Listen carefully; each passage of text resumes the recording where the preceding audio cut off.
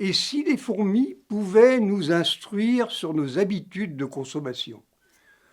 Cela peut sembler surprenant, car la réalité est que nos décisions sont compliquées et régies par la société, le symbolisme et nos émotions.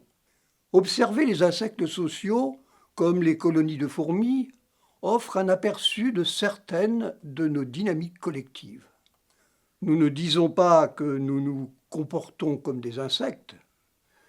Bien au contraire, nous voulons comprendre comment des comportements de groupe peuvent émerger simplement des actions des individus qui y participent. Dans la fourmilière, aucune fourmi n'a le plan complet. Aucune ne commande les autres, mais ensemble, elles résolvent des problèmes complexes, comme comment accéder à la nourriture le plus rapidement possible. Leur secret vient de conventions locales rudimentaires et d'un mécanisme astucieux, les traces de phéromones. Une fourmi laisse une odeur chimique lorsqu'elle se déplace. Ce n'est pas un message réfléchi, c'est juste le signe de son passage. Les fourmis qui suivent ne parlent pas. Elles voient ces traces, les renforcent en les utilisant ou les ignorent. Certains chemins deviennent progressivement très fréquentés, non pas parce qu'un décideur les a choisis, mais parce qu'ils sont plus utilisés. Le parallèle est particulièrement fascinant car nous comprenons que ces traces de phéromones ne sont ni des directives ni des conseils. Elles sont simplement des vestiges visibles des actions passées. Ce principe est également présent dans notre monde de consommation numérique. Les avis en ligne, les évaluations, les classements, les étiquettes meilleure vente sont nos phéromones. Ils ne nous disent pas directement quoi acheter, mais ils peuvent nous indiquer où d'autres sont déjà allés. Comme dans la nature, ces signaux se transmettent dans le temps et deviennent plus forts avec l'utilisation. Plus un produit est acheté ou commenté, plus il gagne en visibilité. Il attire d'autant plus l'attention qu'il est vu.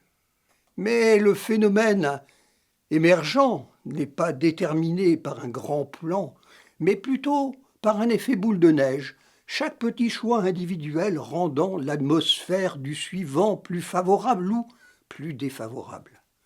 En un mot, le consommateur n'imite pas aveuglément son voisin, mais réagit à un paysage déjà façonné par les impressions des autres. Ce processus se reflète dans notre vie quotidienne. Nous prenons rarement des décisions dans un vide total. Nous nous appuyons donc sur ce que la foule nous laisse. Évaluation en ligne, recommandations, produits, vedettes.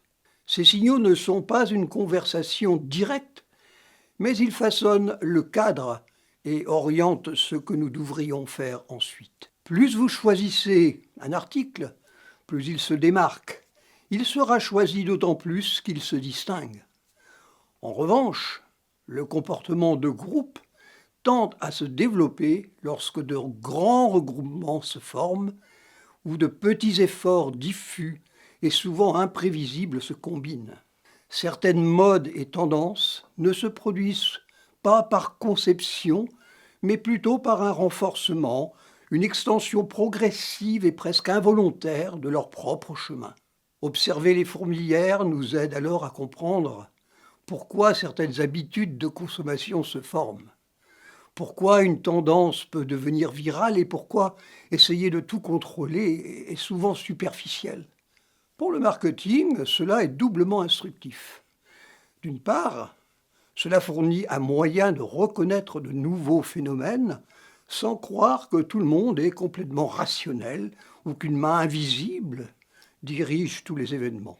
En même temps, nous sommes encouragés à considérer le rôle du marketing, moins comme un mécanisme de persuasion clé directe, et plus comme l'art et la science de créer des environnements où la visibilité et le rendu des traces comptent tout autant.